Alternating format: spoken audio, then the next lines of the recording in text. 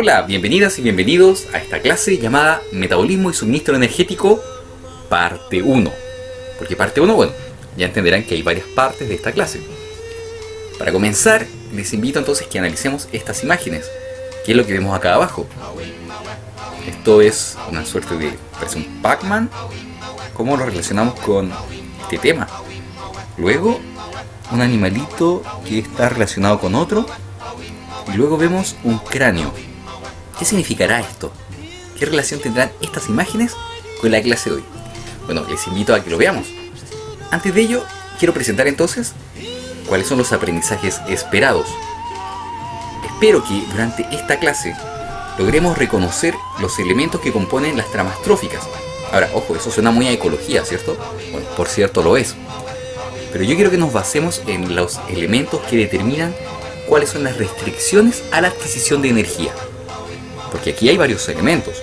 Una cosa es encontrar el alimento, poder capturarlo, procesarlo. Entonces nosotros nos vamos a abocar a entender la fisiología y la anatomía de estos procesos de flujo de materia y energía. ¿Ok? Ese es el tema de la clase. Con ello entonces los invito a que ahora veamos nuestra actividad motivacional para evaluar las ideas previas. Así que atención con este video. Todo cuanto ves se mantiene unido en un delicado equilibrio. Como rey, debes entender ese equilibrio y respetar a todas las criaturas, desde la pequeña hormiga hasta el veloz antílope. ¿Pero no comemos antílopes? Sí, Simba, verás, te explicaré. Al morir, nuestros cuerpos alimentan la hierba, y los antílopes se comen la hierba. Y así, todos estamos conectados en el gran ciclo de la vida. Buenos días, Alteza. Buenos días, Zazu. Me presento con el informe matutino. Suéltalo. Bien, las langostas se han ido de viaje y los leopardos siguen molestos con sus manchas. ¿En serio? Los monos hacen sus monadas. ¿Qué Los haces, jirafa hijo? creen que están por encima de todo. Cazo. Los pájaros acusan Deja a que los un profesional te elefantes de ser muy enseñe. pesados. Sugerí a los elefantes que lo olvidaran, pero no pueden. Zazu, ¿quieres darte la vuelta? Claro, los tigres están... Agazápate entre la hierba. No se las van a quitar. Está bien, mi agazapo. ¿Qué ocurre? ¿Le enseño a cazar? Oh, muy bien, a cazar. ¿Cazar? ¡Oh, majestad! ¡No hablaréis en serio! ¡Oh, es tan humillante! No emitas ni un sonido. ¿Qué le decís, Mufasa? ¿Mufasa? ¿Simba? Entonces, con las ideas previas, vamos con la primera. ¿A qué se refiere Mufasa con la frase "todo se mantiene en un delicado equilibrio"? Bueno, ¿qué creen ustedes a qué se refiere esto? Pensemos primero en ecología, ¿sí? Y me imagino que ustedes tendrán en mente a alguien poniendo animalitos en una balanza. Así como que no hayan más leones que antílopes, ¿no? Me imagino algo así. Pero pensemos un poco si Mufasa hubiese estudiado en la Universidad de Tanzania termodinámica. En este caso, el delicado equilibrio podríamos referirnos a los procesos termodinámicos dentro de un organismo. Entonces les pregunto a ustedes, ahora pensémoslo de nuevo, ¿no? Un delicado equilibrio en términos de la adquisición de energía, ¿a qué se podría referir? O a la adquisición de materia. Se las dejo ahí, más difícil, ¿no? 2. ¿Por qué Mufasa sugiere que todos los organismos deben ser respetados? Aquí nos volvemos a poner un poco ecólogos. ¿A qué se referirá esto del respeto? ¿A qué estaba, qué tendrá en mente Mufasa? Y bueno, 3. ¿Qué relación podrían establecer entre la hierba, los antílopes y los leones? ¿Hay una relación unidireccional? ¿Hay una relación en varios sentidos? ¿Faltan actores que puedan lograr vincular a estos tres elementos? Se los dejo ahí, denle una vuelta porque de esto se va a tratar la clase de hoy. Primero hablaremos sobre flujos de materia y energía en el ambiente, y aquí nace el concepto de tramas tróficas. Luego nos referiremos a restricciones anatómicas, fisiológicas y conductuales a la incorporación de nutrientes en diferentes grupos o taxa.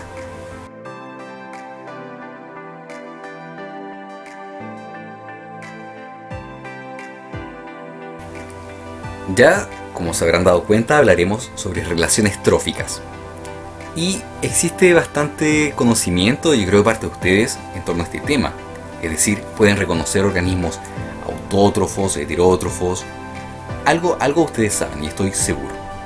En la literatura se sostiene que el hombre conoce las relaciones entre especies ya desde que necesitaba, por ejemplo, una gran superficie con vegetación para poder pastorear, o bien al tener actividades como la pesca.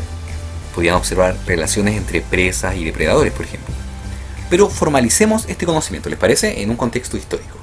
Así que para ello viajaremos al siglo IX. Nos vamos a Irak. Y aquí les quiero hablar de un personaje muy particular. Y me estoy refiriendo al filósofo árabe Al-Jaiz, que significa el de ojitos saltones. Un nombre poco elegante. Bueno, este sujeto cubrió muchos intereses, muchas áreas académicas, incluyendo ciencia, geografía, filosofía, gramática árabe y literatura.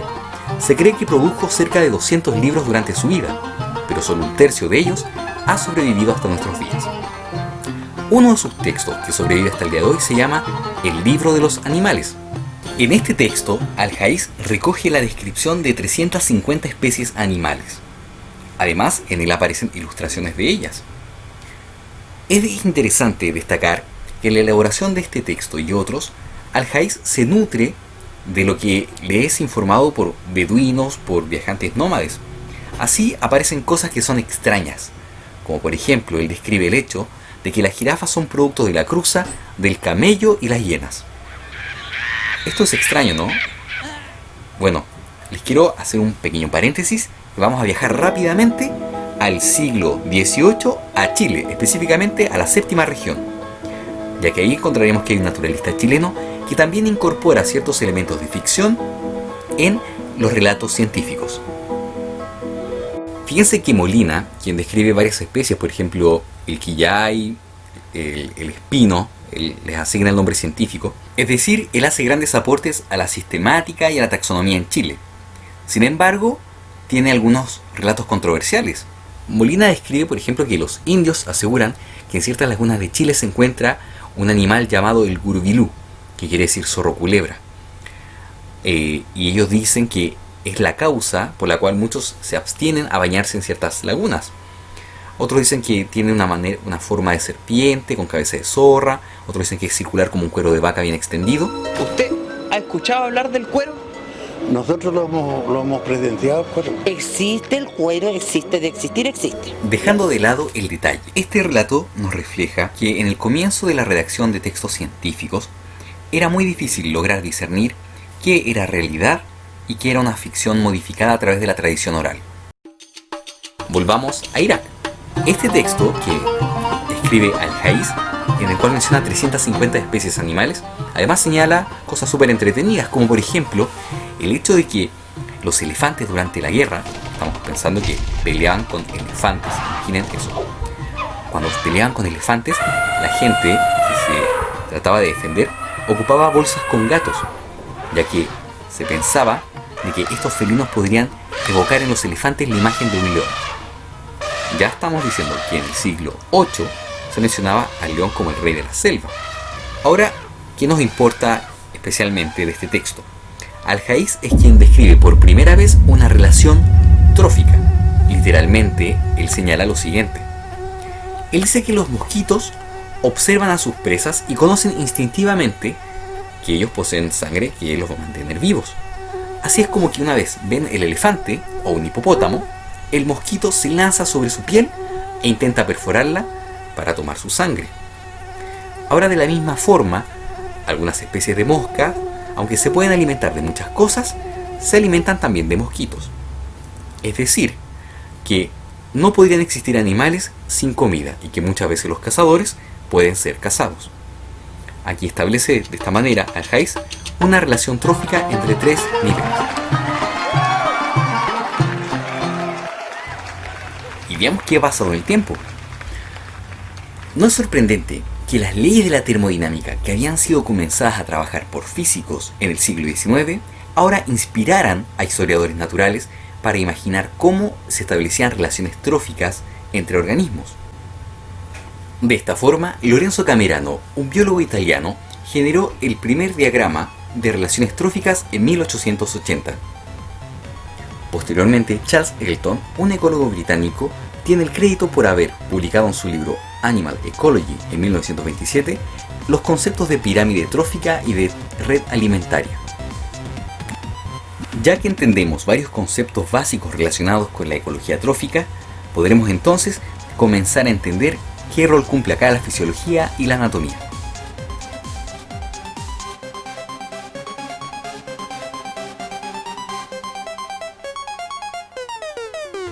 Existe un problema egipcio que es del 1700 a.C. que nos sirve bastante y que resume el efecto de una trama trófica en la tasa de energía y la transferencia de materia. El problema dice así: imaginen 7 casas, ¿sí? ¿Las ven? 7 casas. Ahora en cada casa pongan 7 gatos. Es como hediondo eso, pero ya, 7 gatos en cada una de las 7 casas. Ahora imaginemos que cada gato mata a 7 ratones. Luego, cada ratón es capaz de comerse 7 espigas de trigo. Y ahora imaginemos que cada espiga de trigo produce 3.5 unidades de granos. Ya, esto es de Egipto, así que ni hablemos de la unidad de medida. ¿Cuánto grano será rescatado gracias a la presencia de los 7 gatos en las 7 casas? Bueno, si uno hace el cálculo de 3,5 unidades por 7 espigas, 7 ratones por cada 7 gatos en 7 casas, da más de 8.000 unidades de granos. Lo cual, si uno hace el cálculo, equivale a 16 toneladas de trigo. Ahora uno dice, bueno, 49 gatos equivalen a 16 toneladas de trigo. Es grosero, ¿no? Piensen que cada gato pesa entre 3,6 y 4,5 kilogramos. ¿Qué nos dice esto? Podemos notar que existe una diferencia entre la cantidad de energía que existe inicialmente, es decir, 16 toneladas de trigo, a 49 gatos. ¿Qué es lo que ocurre acá? Lo que pasa es que la transferencia de energía de un nivel, es decir, del trigo al ratón y del ratón al gato, no es completa. Es decir, la transferencia de energía no es totalmente eficiente. Por ejemplo, cuando el ratón se alimenta del grano, gran parte de la energía contenida en el trigo es disipada en el ratón como calor. Es decir, el ratón produce calor. Y ese calor que disipa el ratón no pasa al siguiente nivel trófico, es decir, al gato. Así podemos ver que 16 toneladas de trigo equivalen a 49 gatitos. Esto, que era un problema ya, fíjense, en el 1700 a.C., fue analizado por Ludwig von Benthalamphy en 1950. Y es que desde un punto de vista físico, los organismos, los seres vivos, somos sistemas abiertos. Fíjense que en un sistema cerrado, la materia no entra ni sale de este. En cambio, en un sistema abierto existe un ingreso y una salida de materia y energía. Es decir, intercambia componentes con el ambiente. Un sistema vivo, por tanto, es un sistema abierto que se mantiene por el intercambio de materiales en un continuo construirse a sí mismo y romperse a sí mismo. Esto es muy extraño, ¿no? Suena raro. Ustedes se construyen y se destruyen todo el tiempo. Lo vamos a notar en las clases de más adelante, cuando veamos, por ejemplo, cómo el sistema óseo forma hueso y rompe el hueso continuamente. Es decir, tus huesos cambian, son dinámicos, ¿sí? Ahora, dentro de las tramas tróficas, debemos reconocer que las clásicas representaciones constituyen solamente simplificaciones de la realidad. Cuando vemos este típico esquema, se desconoce la presencia y la participación de múltiples elementos, tales como el canibalismo, la detritivoría, la carroñería, etc. Bien. Ahora, dado que no podemos hacernos cargo de todos estos elementos que se pueden desconocer, quiero que abordemos algunos que son esenciales, quizás para verlos en el aula. Así que comenzaremos por revisar algunos elementos de la herbivoría.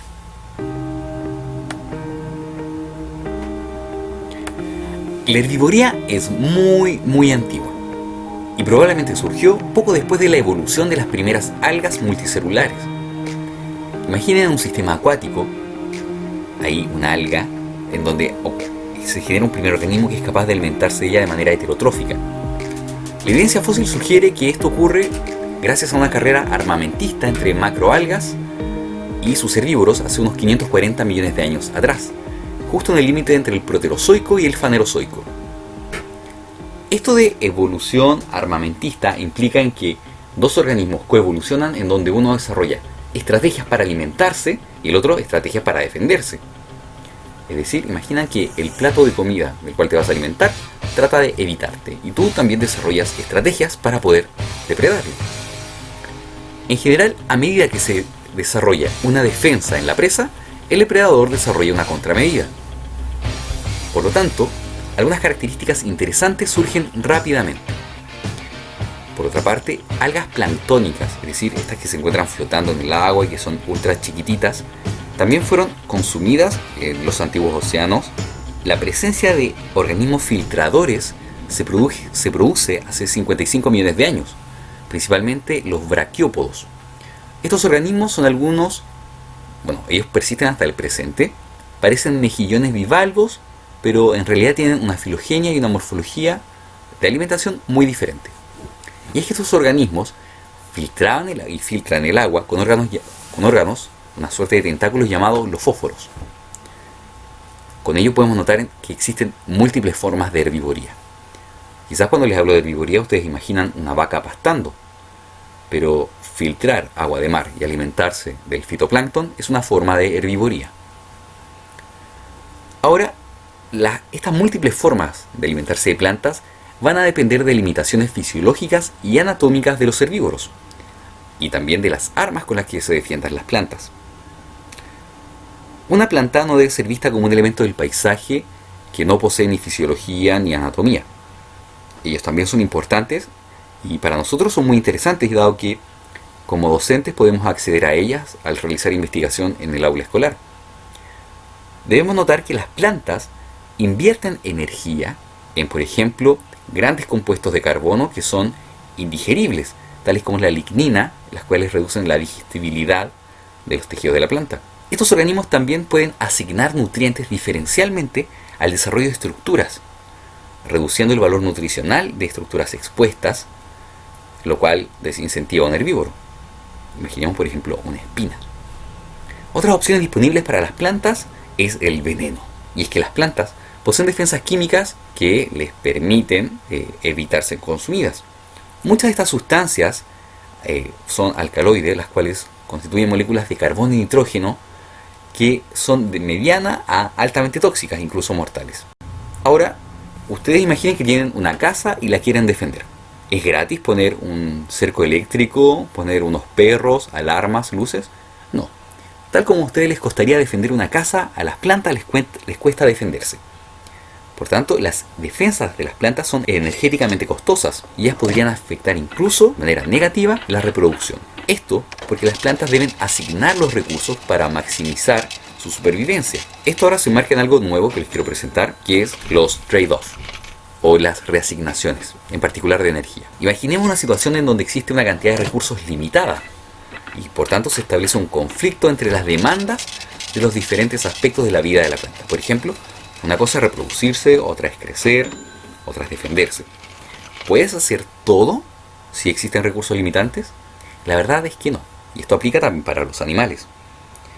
Lo que tenemos que tener claro es que ante escenarios de restricción de recursos, los organismos realizan, entre comillas, elecciones, en los cuales van a asignar recursos en alguna función en vez de otra. Por ejemplo, invertir en defensa en vez de reproducción. ¿Conocen algún ejemplo de alguna asignación en la vida cotidiana? ¿O alguna analogía? Aunque la herbivoría es una etapa crítica que permite capturar energía obtenida por los autótrofos y desplazarla hacia mayores niveles tróficos, la transferencia de energía es realmente ineficiente. Lindemann, en 1942, calcula que cerca del 10 al 15% de la energía asimilada por el nivel trófico de los autótrofos es disponible para la herbivoría. El remanente de la energía que no es captada por la herbivoría se utiliza básicamente en otros componentes del ecosistema, como por ejemplo los detritívoros. Generalmente los herbívoros son ineficientes en acceder a la biomasa de las plantas.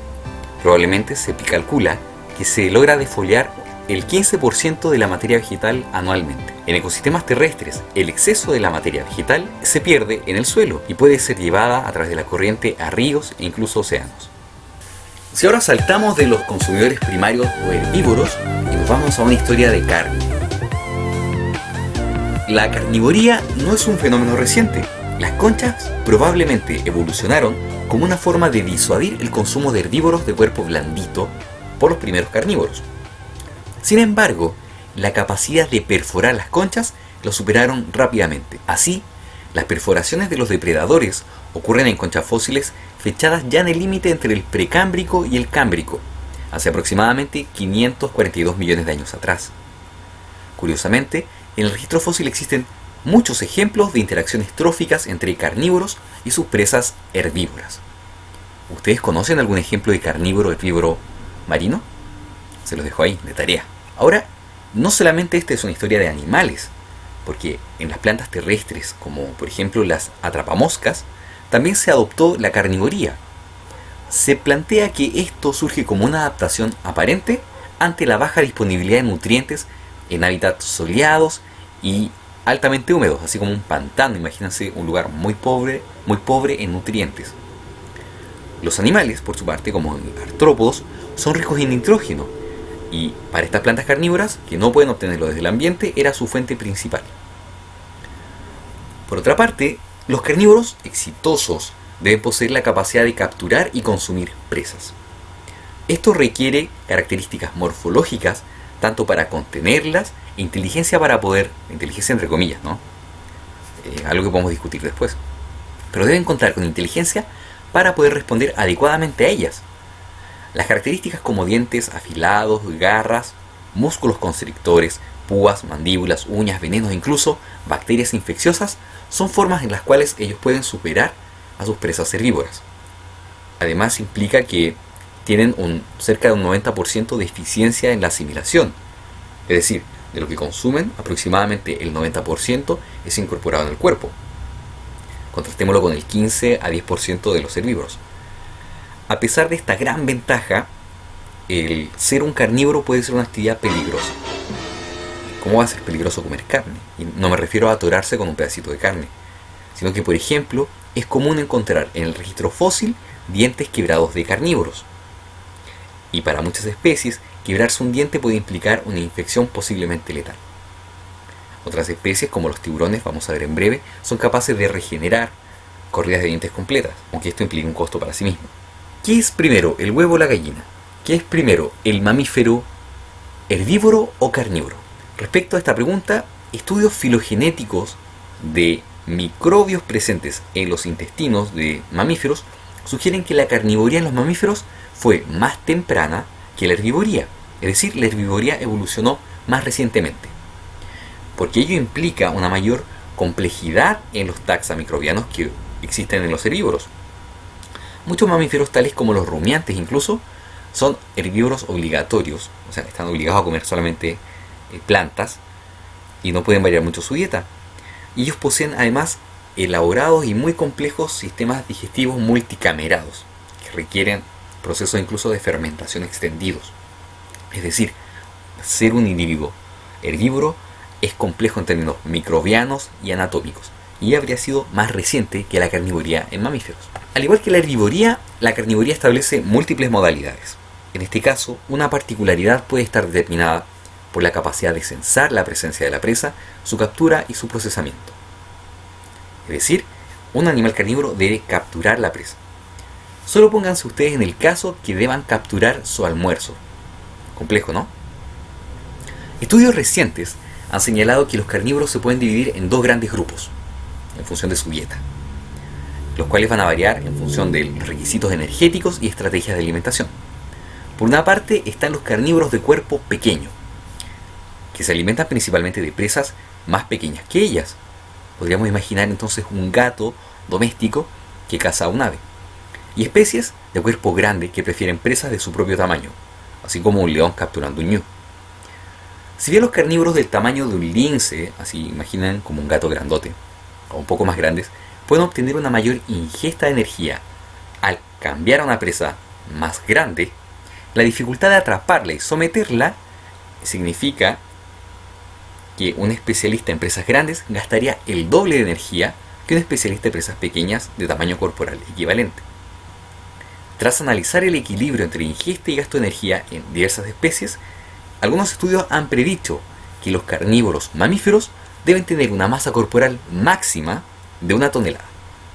Por lo tanto, los carnívoros mamíferos son relativamente pequeños en comparación con los mamíferos herbívoros terrestres. Así podemos imaginar cuál ha sido el herbívoro terrestre mamífero más grande de la historia. El Indricotere. Este pesaba alrededor de 15 toneladas. El carnívoro más grande existente hoy en día es el oso polar, que tiene solo alrededor de media tonelada, mientras que los carnívoros extintos más grandes conocidos, como el oso de cara corta, pesaban alrededor de 1 tonelada. Así se ha sugerido que los carnívoros extremadamente grandes habrían dependido en gran medida de presas abundantes y grandes, lo que ayudaría a explicar por qué los carnívoros mamíferos modernos más grandes son extraños y vulnerables a la extinción. Respecto a la carnivoría, una noción controversial señala que la mayoría de los primates son omnívoros. ¿Sí? Podríamos imaginar entonces un chimpancé eventualmente comiendo carne. Y los omnívoros aumentan la proporción de materia animal cuando aumenta la tasa de adquisición de energía. Es decir, cuando los primates necesitan, están en periodo reproductivo o deben desarrollar grandes gastos de energía, incrementan la presencia de carne en sus dietas. Ya hemos comprendido algunos elementos que constituyen parte de las tramas tróficas y hemos abordado de alguna manera la historia de este tópico en ecología. Podríamos ir tras algunos elementos que nos permiten estudiar las tramas tróficas. ¿Qué vemos en esta imagen? Por ejemplo, podemos ver fecas con semillas, huesos. ¿Lo han visto ustedes alguna vez haciendo trekking? ¿Alguna feca de zorro, por ejemplo, con restos de huesos? O quizás también las egagrópilas, estas bolas de pelo, plumas y hueso que regurgitan las rapaces. Quizás también podríamos evaluar el contenido estomacal de algún animal muerto. O, pero nivel ultra mega pro, analizar la composición isotópica de algún tejido animal. Entendamos un poco en qué consiste esto y la utilidad que nos prestan. Partamos por un tema de mierda. Vamos a ver las fecas. ¿De qué sirven? Por ejemplo, les cuento una historia. En el norte de Chile existen paleocuevas, en las cuales especies de roedores, por ejemplo del género Neotoma, han dejado heces que han persistido durante miles de años. El estudio de la composición de las semillas o de las fibras vegetales presentes en esas fecas han permitido identificar cómo era el paisaje hace miles de años atrás. Y eso ha permitido, por ejemplo, reconstruir paleoclimas o paleopaisajes o paleocosas que a ustedes se les pueda ocurrir. Así, de este modo, se ha visto que, por ejemplo, en el norte de Chile han habido grandes desplazamientos de vegetación, es decir, algunas especies que se encontraban en algunos lugares ahora se encuentran en otros. Por decir algo. Esta no es una clase de este tema, pero les quería presentar este ejemplo. De otra forma, les muestro que la presencia de semillas o huesos o dientes también en las heces permite analizar la dieta y también cuáles son las dinámicas poblacionales de algunas especies. Por ejemplo, este estudio que les presento, que se hizo en Fray Jorge, en él analizan, noten esto, 899 fecas de zorro culpeo. Tras estudiar qué es lo que tenían en su interior, aquí se puede observar que las heces nos dan cuenta que la dieta del zorro presenta un dinamismo en función de la disponibilidad de micromamíferos. Es decir, si hay roedores, entonces el zorro se alimenta de ellos. Y si estos no están, porque ya sea hay un fenómeno estacional, entonces el zorro se alimenta de otra cosa. De alguna forma podemos ver que el estudio de las heces nos facilita la comprensión de las dietas.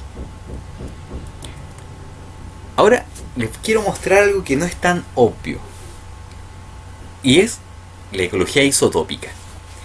El fraccionamiento isotópico es el concepto clave. Ahora partamos de qué es un isótopo. ¿Alguien se acuerda qué es un isótopo? Eso es muy de química general, ¿no? Bueno, tenemos proteo, deuterio, tritio. Son 3 formas del mismo elemento. Este elemento está determinado por el número de protones. Un solo protón, entonces esto es hidrógeno. Podemos ver entonces que existen 3 versiones del hidrógeno, las cuales van a variar en función del número de neutrones en el núcleo. Y ahí podemos ver entonces 3 isótopos. ¿Alguien conoce otro isótopo? Aquí les presento isótopos del carbono. Entonces carbono 12, 13, 14. Estos van a fluctuar en función del número de neutrones. A ver, otro isótopo, los isótopos de oxígeno. Notemos que hay oxígeno 16, oxígeno 17, oxígeno 18. Ahora, en cada uno de estos isótopos se aprecia también un porcentaje y podemos ver que hay unos que son más abundantes que otros en la naturaleza. Y estos son llamados isótopos estables, es decir, permanecen una cantidad de tiempo enorme en la naturaleza con esa configuración nuclear. Ahora, pensemos en lo siguiente. Tenemos una molécula de agua. ¿Se acuerdan del agua? H2O, sí, agua. Hay moléculas de agua que pesan más que otras moléculas de agua. Es decir, una molécula de agua que posee oxígeno 18 es más pesada que una molécula de agua que posee oxígeno 16. Eso tiene una consecuencia enorme a nivel planetario.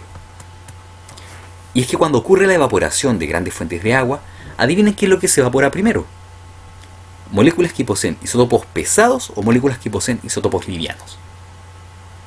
Obviamente, aquellas moléculas que poseen isótopos más livianos se evaporan más rápido o con mayor probabilidad, por tanto son más frecuentes en esta nueva fase que es la gaseosa. De ese modo, el océano estaría enriquecido de isótopos, adivinen, pesados. Por ejemplo, oxígeno 18 y tritio. Una vez que se evapora el agua y este se desplaza hacia las masas continentales, la primera lluvia que va a ocurrir va a poseer isótopos pesados, porque lo primero que va a precipitar son los isótopos pesados. Luego, entonces podríamos decir que la nube se enriquece de isótopos más livianos. De modo que, si comparamos el océano, el agua del océano, con el agua presente en la nieve presenta una composición isotópica de isótopos de menor peso, comparados con el agua de mar. Este fenómeno es conocido como fraccionamiento isotópico. Este fraccionamiento, que está, por el oxígeno, por el hidrógeno, se observa incluso a nivel planetario. Se observa que cerca de los polos, el vapor de agua atmosférico está depletado en oxígeno 18, es decir, muy poco oxígeno 18 llega hasta la nieve que constituye los polos. ¿Por qué? Por esta relación que presenta la probabilidad de ser evaporado o precipitado en función de su masa molecular. Interesante, ¿eh? No sé si esto lo conocían.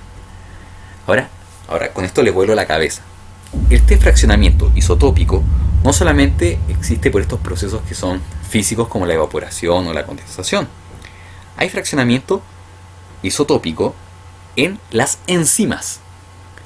Y cuando ocurre un fraccionamiento isotópico en las enzimas, esto se genera porque hay variables o factores termodinámicos y cinéticos que van a favorecer la utilización de unos sustratos sobre otros. De esta forma, se observa fraccionamiento isotópico en diversos procesos de la fotosíntesis.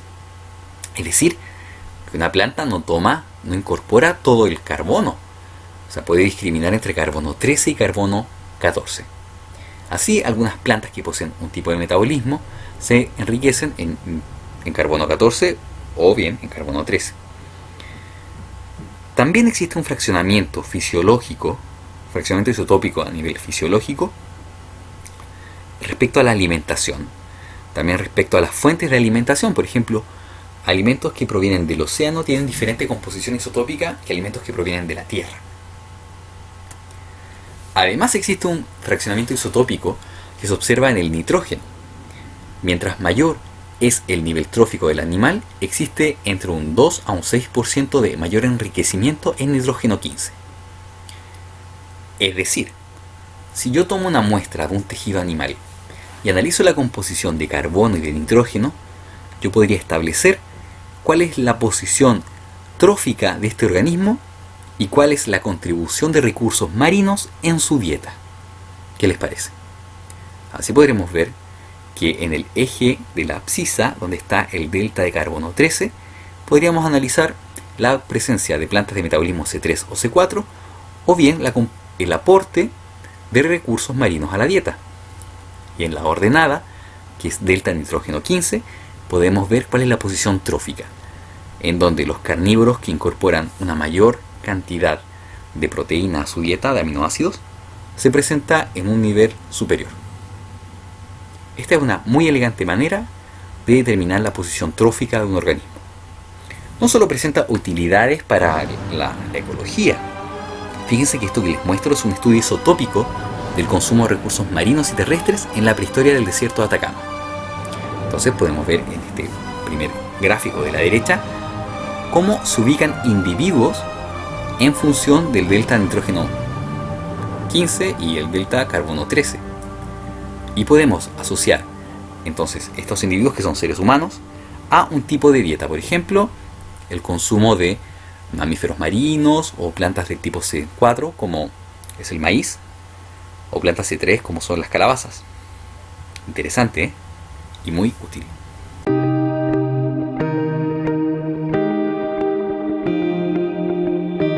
Ahora hablaremos sobre restricciones que nos limitan a comer lo que queramos.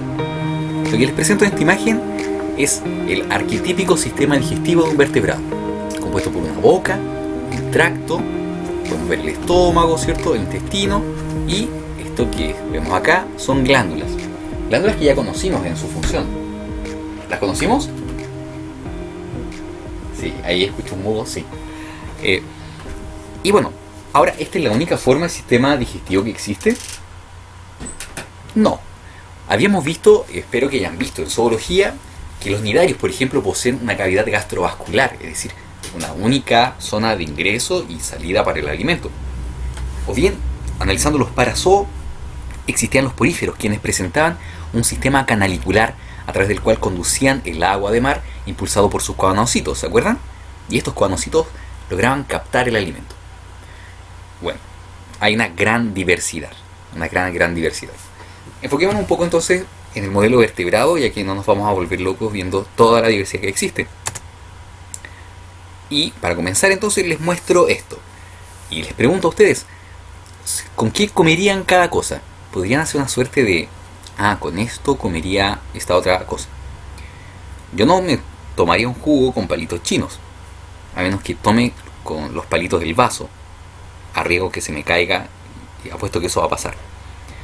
Tal como existen instrumentos que nos permiten tomar el alimento, podríamos pensar que en la naturaleza existen diversas capacidades dadas por limitaciones anatómicas. De esta forma, un esquema de libro, fíjense, de la década del 60, da cuenta cómo el largo del pico de las aves podría determinar el acceso al alimento de manera diferencial. Es decir, un pico de pequeño tamaño quizás solamente nos permite optar a organismos que se encuentran a una baja profundidad, bajo la arena. Qué gana estar en la playa, ¿no? Eso me recordó esto.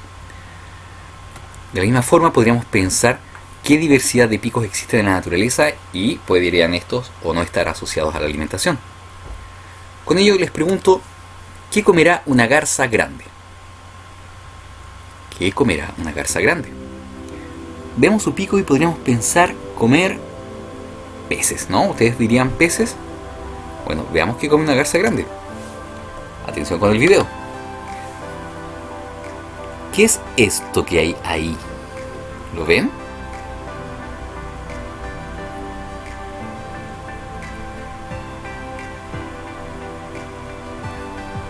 Eso es un roedor, como un guarén. Cuando nos referimos a la diversidad en términos de optar a distintos tipos de alimentos, pensar en las aves es un gran ejemplo. Sin embargo, puede que cuando nos desempeñemos como docentes en una escuela no tengamos acceso a una colección física de diferentes tipos de picos de aves. Por ello les presento este recurso, el School Site, en donde podrían ustedes acceder a analizar la estructura ósea de diversas aves.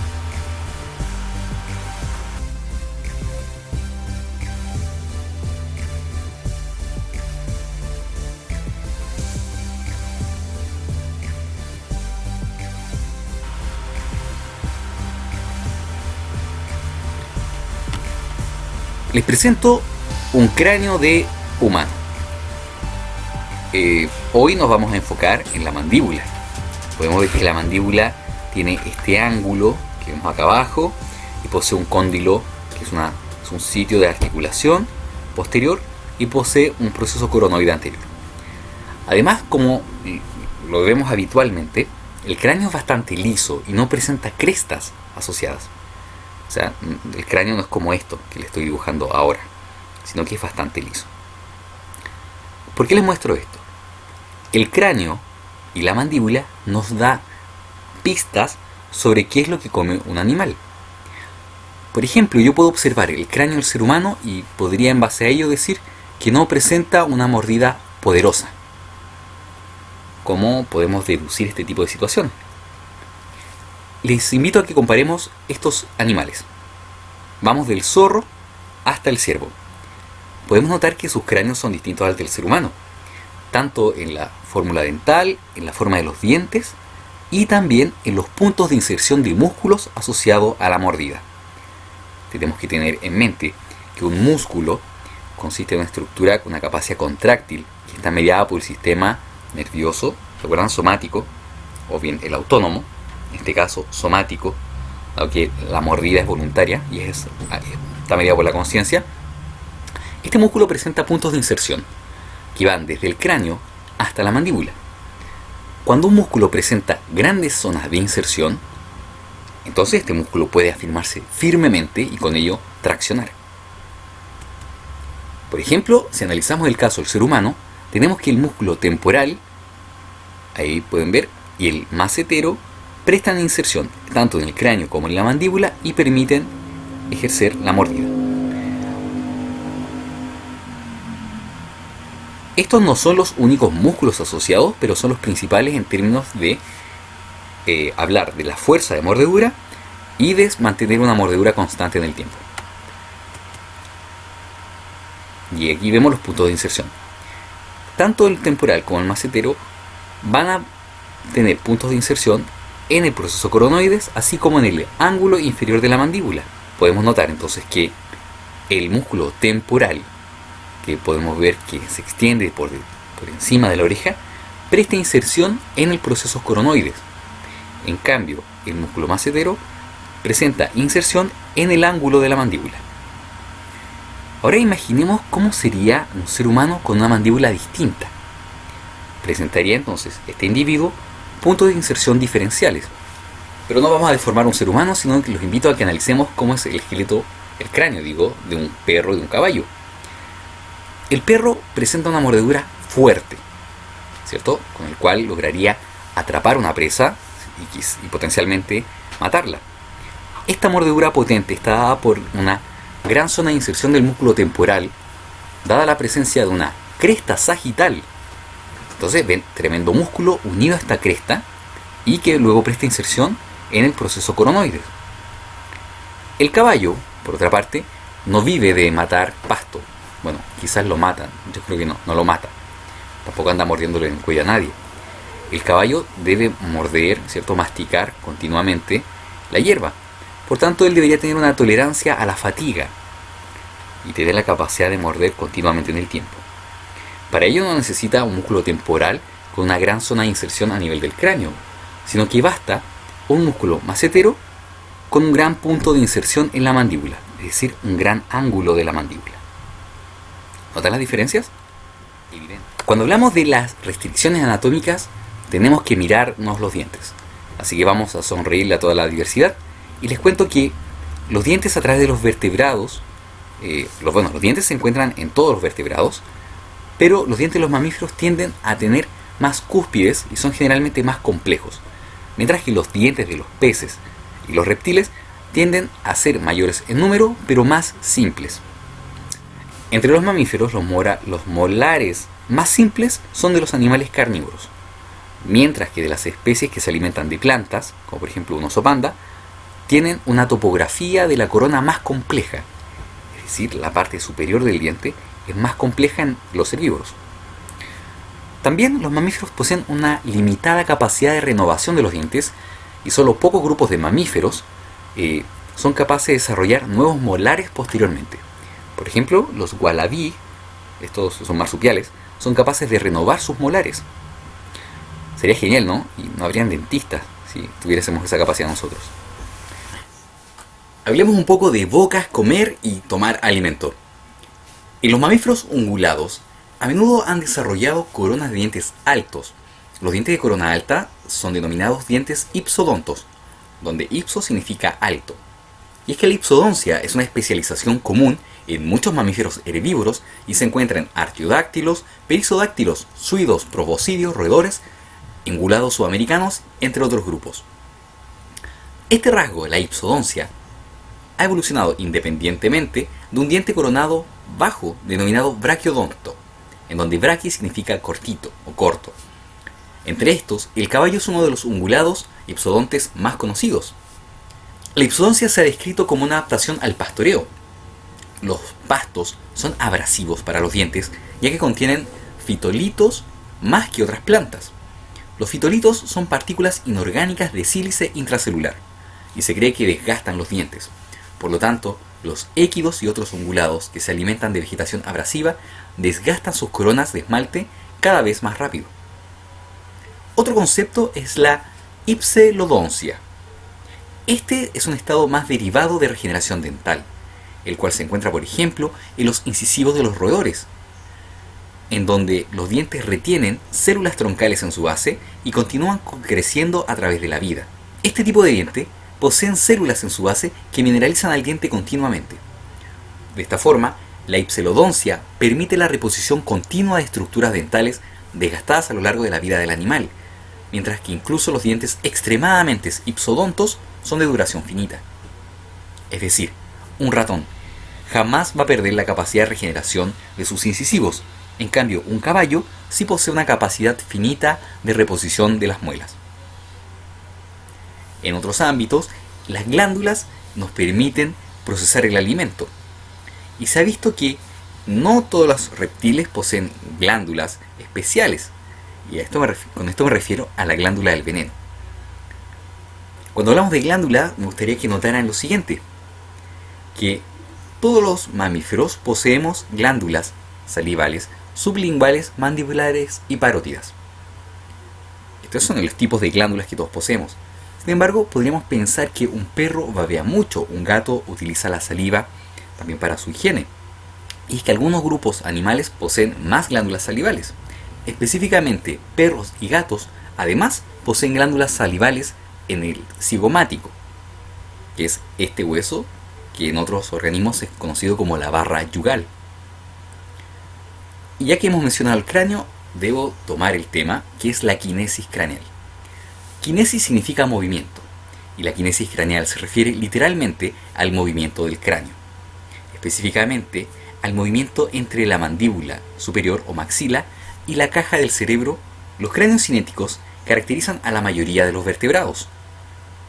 Esto es interesante, porque nuestra noción de cráneo es tremendamente antropocéntrica. Así, la existencia de cráneos cinéticos se encuentran en la mayoría de los peces antiguos, también los teleosteos y los tetrápodos tempranos. También la mayoría de los reptiles, incluida la mayoría de las formas mesozoicas, poseen cráneos cinéticos. Los cráneos cinéticos no están presentes en los anfibios, tortugas, cocodrilos y mamíferos modernos, con la posible excepción de los conejos. Sí, los conejos tienen cráneos que se mueven, y es que existe una articulación en ellos que permite un movimiento relativo entre la parte anterior y posterior en donde se encuentra el cerebro. Esta articulación permite absorber el impacto cuando los conejos corren al recibir el golpe del suelo en las extremidades anteriores. La presencia generalizada de la quinesis craneal entre los vertebrados, pero su ausencia, en particular entre los mamíferos, parece crear un problema para los humanos. Como nosotros, la mayoría de los otros mamíferos, tenemos cráneos asinéticos, esto es, sin movimiento. Por tanto, tendemos a subestimar su importancia. Tanto la quinesis como la aquinesis poseen ventajas. Partamos con la quinesis. La quinesis craneal proporciona una forma de cambiar rápidamente el tamaño y la configuración de la boca. De tal manera que en los peces y otros vertebrados, una reducción repentina de la presión en la cavidad bucal permite que el animal pueda succionar una presa sorprendida. Este método de captura de presas, que aprovecha un vacío repentino para tragar agua que lleva el alimento deseado, se conoce como alimentación por succión. La quinesis craneal también permite que los huesos con dientes se muevan rápidamente a posiciones estratégicas durante la alimentación rápida de algunos peces. en donde por ejemplo balancean sus huesos con dientes anteriores hacia adelante y en el último momento para alcanzar rápidamente a la presa deseada. En muchas serpientes venenosas, los huesos unidos a los lados del cráneo pueden rotar hacia adelante hasta la parte frontal de la boca, en donde pueden entregar el veneno más fácilmente a la presa, y en muchos peces y reptiles con cráneos cinéticos, los dientes de la mandíbula superior se pueden reorientar respecto a la presa. De esta manera, permite que la captura y la deglución sean facilitadas. ¿Qué pasa cuando no hay quinesis craneal? Pensemos en el ser humano o en la mayor parte de los mamíferos. Cuando se pierde la quinesis craneal en los mamíferos, esto deja un cráneo asinético, lo que permite que los bebés puedan succionar fácilmente. Los mamíferos juveniles y adultos además pueden masticar firmemente con conjuntos de dientes especializados que funcionan con precisión en un cráneo asinético, en donde se asegura que estos no se desalinean.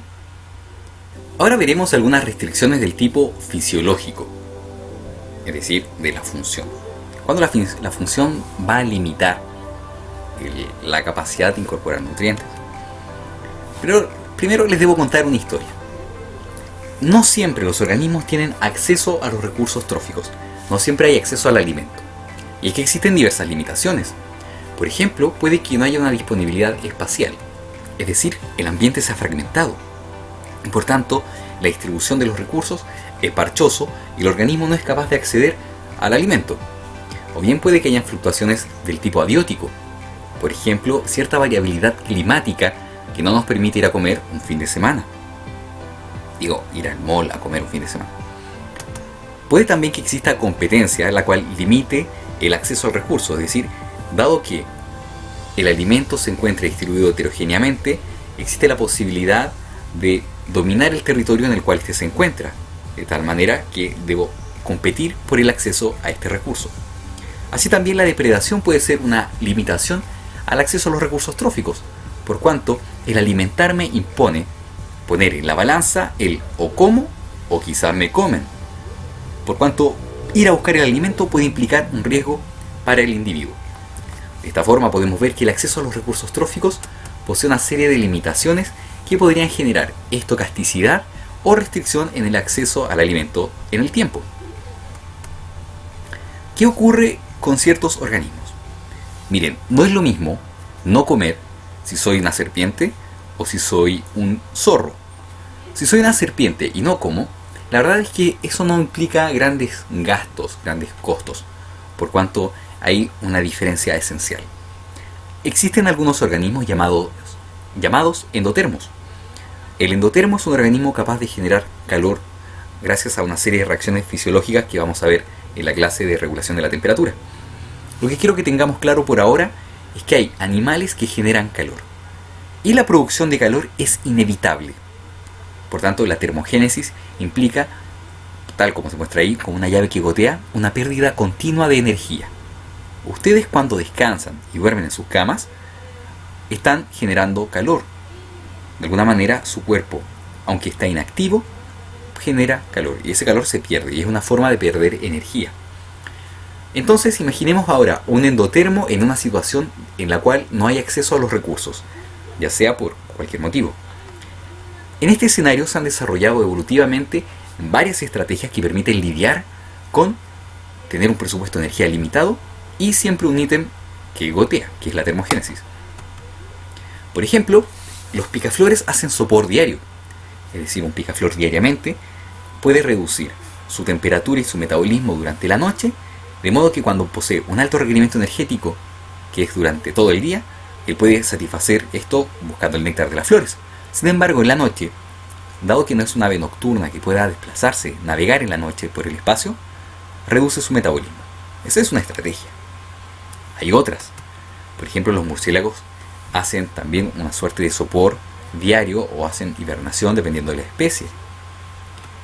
De la misma forma, el oso negro es capaz de dormir durante muchos meses cuando en su hábitat llega el invierno. Y esta hibernación es una reducción dramática del consumo de oxígeno y la producción de calor. Es decir, es como que se apagara el animal. Otros, como la yaca, que es un marsupial chileno, hacen sopor facultativo. Es decir, si no hay comida, buenas noches, se va a dormir. Y ese dormir es entre comillas, por cuanto reduce su consumo de oxígeno y la producción de calor.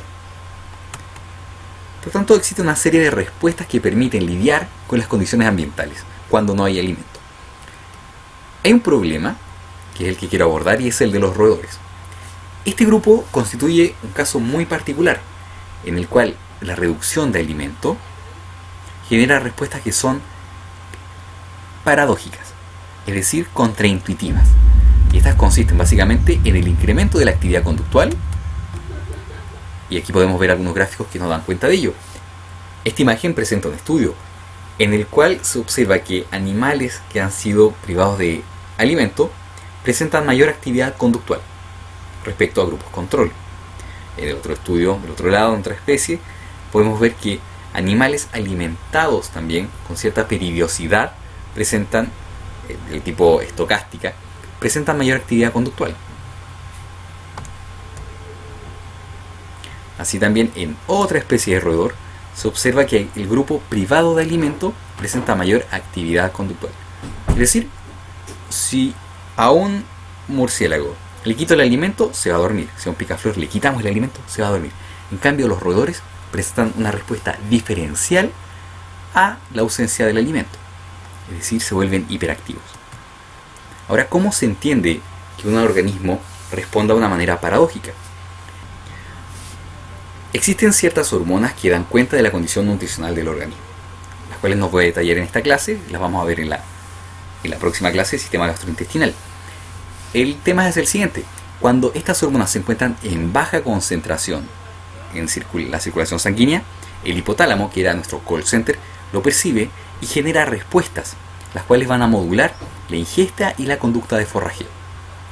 En particular, se ha visto que en los roedores la reducción de estas hormonas produciría algo llamado la anorexia nerviosa o la hiperactividad inducida por semi-inanición, la cual es vista también en algunos seres humanos. No sé si ustedes cómo se ponen cuando no tienen comida. Se ponen gruñones, se exasperan.